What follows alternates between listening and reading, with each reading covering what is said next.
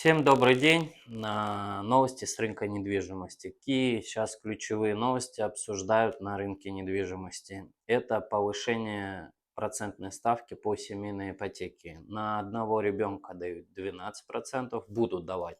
На двух детей будут давать 6% и на трех детей будет 4%. Но сейчас банки поняли, что процентная ставка где-то увеличится, где-то будет снижаться, начали поднимать первый взнос. С сегодняшнего дня ВТБ уже поднял с 30% до 40% первого взноса. Вот. Также государство сейчас прорабатывает регламент о том, чтобы где зарегистрирован гражданин России, там он и покупает. К примеру, прописаны в Краснодаре, только в Краснодаре и Краснодарском крае. К примеру, в Майкопе вы купить уже не сможете, потому что нет регистрации. Вот такие новости на сегодня.